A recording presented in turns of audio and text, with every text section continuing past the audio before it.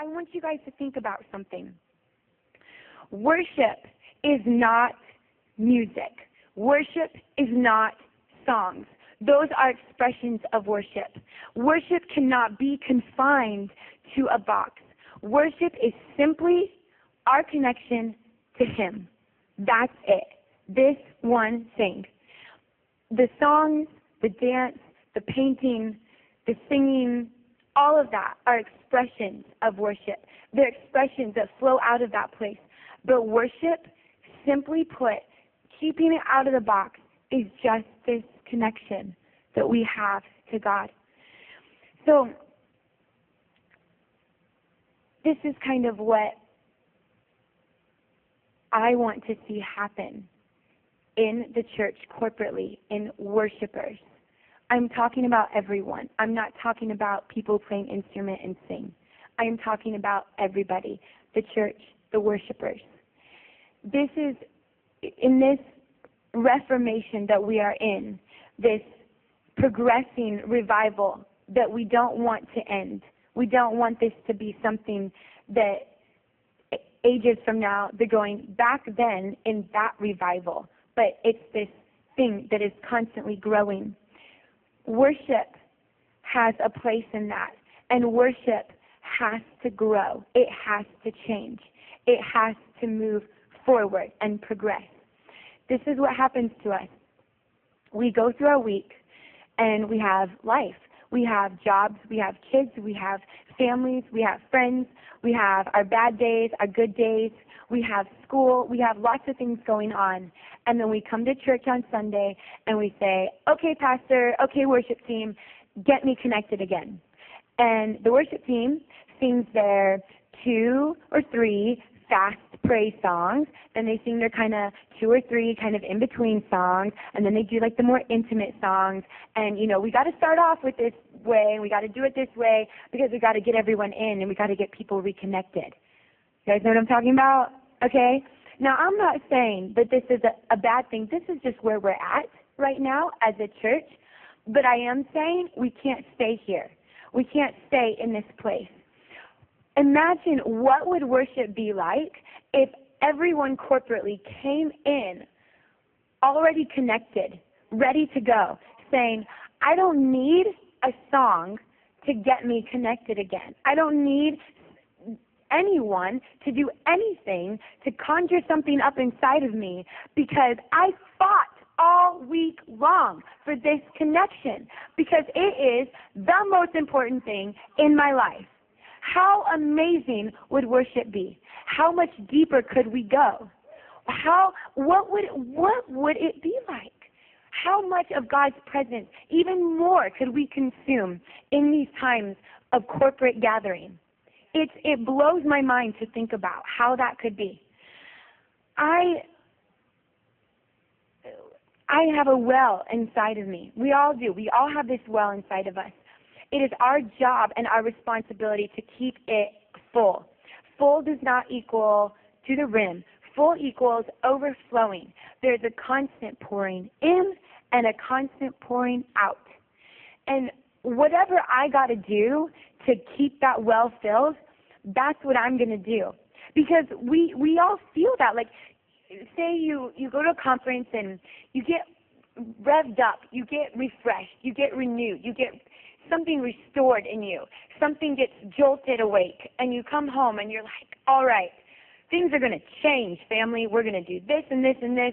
And you set out your goals for your week, and this is what happens. You start doing it, and maybe you get bored. Or maybe you don't have some crazy encounter and the angel Gabriel didn't come and tell you what to do next year. And maybe, like all these things happen, and we start to detach and become disconnected, and we pull back further, and then here we are, we're waiting for Sunday to reconnect, or if you don't really enjoy your worship at your church, you're just waiting for the next conference, which who knows when that is, right? Like, we all do this all the time. Like, I remember so many times just even coming into worship and going, why do I feel like I've got to, work it up. Why does it feel that way? And I started getting this revelation like, oh, this connection. Where is it going in my week? What's happening to that? What's happening? And keeping that connection alive.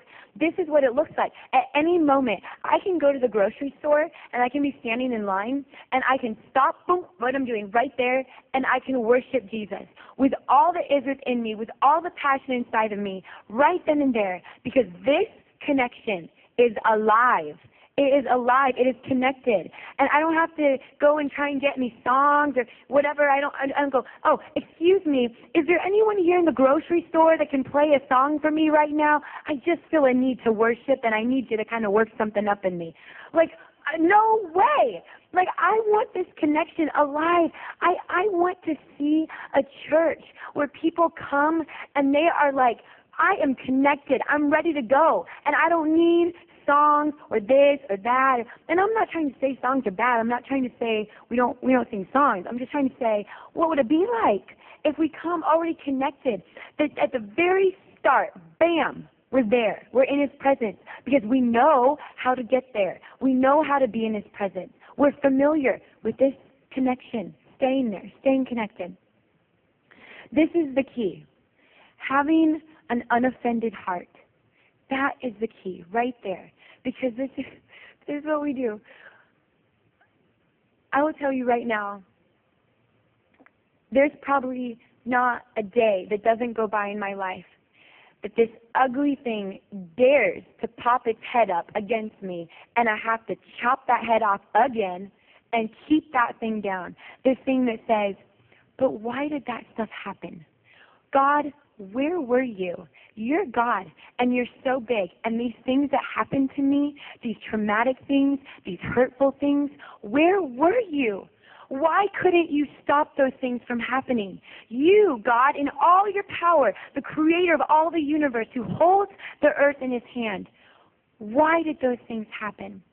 And when I don't get my answers, I go, you don't get all of me. And I am withholding my heart and withholding my worship.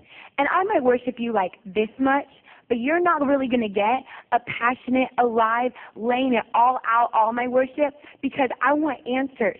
My heart is offended. My heart is offended, and I can't get to a deep place with God because I'm hurt and I'm offended. This thing will eat us alive if we allow it to. I deal with this all the time. Every day in my life I deal with this. This is like the battle of my life, dealing with it is an amazing thing to be able to come to God and say, God, you know what? I don't need the answers, because more than I want answers, I want you. I want you more than I want answers. What would our worship be like if we could even get there? Because how many of us are in that place? Some of us are there and don't even know it. We're going, gosh, why can't I get deeper with God? Why can't I have a more connected relationship? Why don't I feel something? Maybe there's a place in your heart that's had an offense, that's pulled back as a natural reaction. I got hurt. I got burned. Ouch. Ouch. I pull back. But to be able to press through the pain and press through all that stuff and say, it is of little importance compared to being with God.